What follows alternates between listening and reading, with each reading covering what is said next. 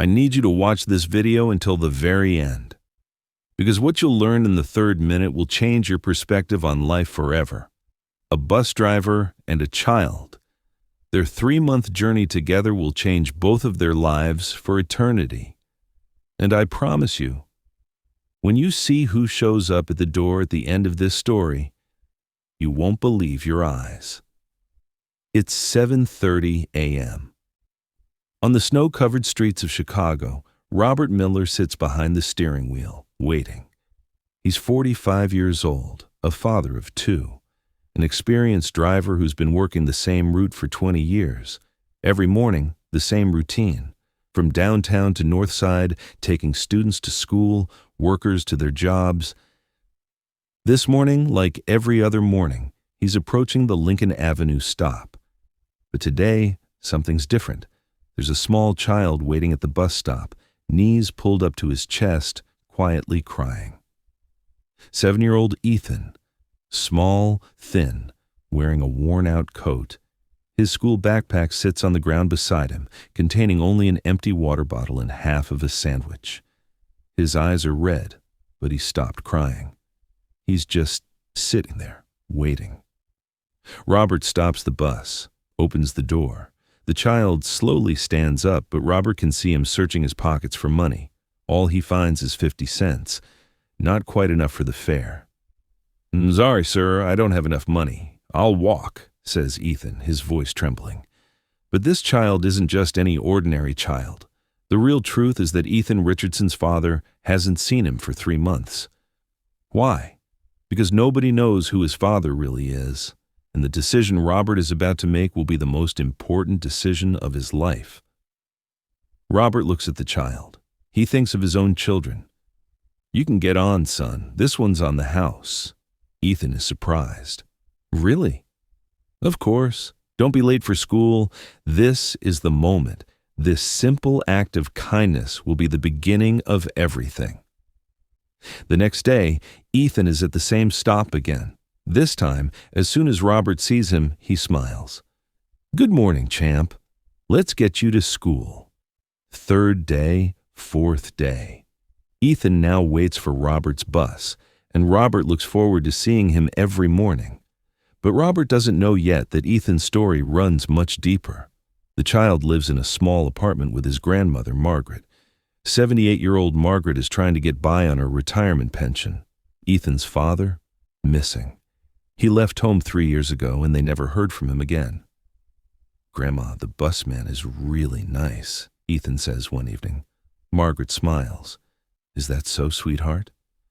"Yes, he takes me to school for free, and he talks to me like a dad would." Margaret's heart aches. She hugs her grandson. "You're a very special boy, Ethan. Don't ever forget that." Over the weeks that follow, a special bond develops between Robert and Ethan. Robert asks Ethan math questions. Ethan tells Robert what he's learning at school. "Mr. Robert, why do you help me?" Ethan asks one day. Robert thinks for a moment. "Because everyone needs a little kindness in their life. You deserve it too. But I don't have money to pay you." "Money isn't everything, son. Sometimes the most valuable things can't be bought with money." Ethan will never forget these words. But meanwhile, Robert has his own problems. His wife, Linda, is sick. She's undergoing cancer treatment. The hospital bills exceed Robert's salary. Every evening when he comes home, he tries to appear strong for Linda. "How was your day?" Linda asks. "Good, really good. We have a little friend on the bus now." "A child?" "Yes, Ethan. He's 7 years old. He goes to school by himself." Linda smiles. "You've always been inclined to do good deeds, Robert." Right at this turning point in the story, something nobody expected happens. One Monday morning, Ethan isn't at the stop. Robert waits, but the child doesn't come. Tuesday, he's not there either. Wednesday, Robert can't stand it anymore and asks Joe, the shop owner near the stop, "Have you seen that little boy, Joe?" "Ethan?" Joe nods. "His grandmother got sick. They took her to the hospital. The boy is staying with her." Robert's heart sinks. That evening he talks to Linda. "I need to help that child. How? I don't know, but I have to find a way. Robert goes to the hospital the next day. He finds Ethan. The child is sleeping next to his grandmother's bed. Ethan. The child wakes up, and when he sees Robert, his eyes fill with tears. Mr. Robert. Hello, champ. How are you? Grandma's really sick. The doctors don't know what's going to happen. Robert hugs the child. Everything will be okay. I'm here. That day, Robert buys Ethan food from the hospital cafeteria. They sit together. Mr. Robert, why are you so kind-hearted? Because life is hard, Ethan. But if we help each other, everything becomes easier. Margaret passes away a week later. Ethan becomes an orphan. Social services steps in. They're going to place Ethan in the foster care system. Robert has a serious conversation with Linda. Let's adopt him. Robert, our situation. I know, but that child has nobody else, and I made him a promise. Linda looks at her husband. She sees the determination in Robert's eyes. Okay, let's try. But bureaucracy isn't easy. The adoption process is long and expensive. Robert's income isn't considered sufficient. Ethan is placed with a temporary foster family. Robert visits Ethan every week. The child asks every time, "When can I come home, Mr. Robert?" "Very soon, son, very soon." Months pass. Robert looks for a second job. In the evenings, he delivers pizza. Linda's treatment continues, but her condition is improving. Ethan is unhappy with the foster family. They're good people, but Ethan always thinks about Robert. "How's school, Ethan?" Robert asks during a visit. "Bad. I don't have any friends, and I miss you." Robert's eyes fill with tears. "I miss you too, son." That evening, Robert talks to Linda. "I need to save more money. I need to hire a lawyer." "Robert, you're killing yourself." "I'd do anything for that child, Linda."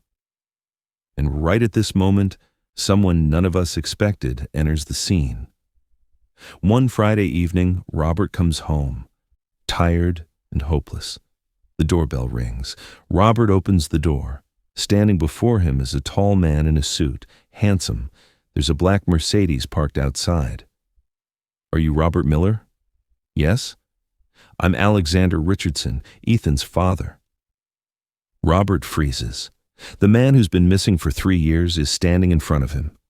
"I need to talk to you." Robert lets him in. Linda is curious too. Alexander looks like a wealthy businessman. His watch, shoes, clothes, everything expensive. "Where have you been for 3 years?" Robert asks angrily. "In Europe, building a business. My company grew very large, but..." Alexander pauses. "When my father died, I inherited everything. Richardson Holdings, a $50 million company." Robert is shocked. "50 million? Yes. And now I've learned everything about my son, Margaret's death, Ethan's situation, and what you've done." Alexander stands up. "What you did for that child, Robert, no amount of money can repay, but I'm going to try." Robert doesn't understand. "What do you mean?" Alexander smiles. "I bought the house of your dreams, for Ethan, for you, and I'm going to cover all of Linda's medical expenses." Robert's mouth falls open. "But there's more. I'm offering you a position as a private driver at Richardson Holdings. Annual salary, $150,000. Linda's eyes have filled with tears. Robert can't speak. "But I have one condition," Alexander says. "What is it?" "Ethan will live with you. I've canceled the adoption procedures. He's your son now, officially." 3 months later, in a beautiful house, Robert, Linda, and Ethan live together. Alexander also visits once a week to see Ethan, but the child looks at Robert as a father, Linda as a mother. "Dad, Robert," Ethan says one evening. He calls him that now. "Yes, son?" "That day you first saw me on the bus, what made you let me on?" Robert smiles. "Your heart.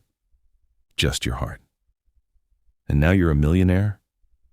"No, son. I was always wealthy. I just didn't realize it. What do you mean? Love is the greatest wealth, and I love you. Ethan hugs Robert.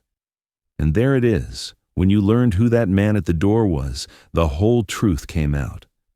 Sometimes life knocks on our door in the most unexpected ways. Sometimes the small acts of kindness we do completely change our lives. Robert's decision to let Ethan on the bus that morning wasn't just helping a child who was 50 cents short. It was helping his own destiny. Because real wealth isn't in the money in your pocket. It's in the love in your heart. And sometimes, in our darkest moments, life gives us the most beautiful surprise. Alexander Richardson has now established the Richardson Foundation. This foundation supports children in need and the people who help them. Robert is now the assistant director of this foundation. Ethan, at 10 years old, is a happy child chasing his dreams. And every morning when he goes to school, he says, "One day I'll help someone too, just like Dad Robert did." Because kindness is a chain reaction. Once it starts, it never ends. I ask you, will you help someone who comes your way? Because you never know, that person might be the one who changes your life.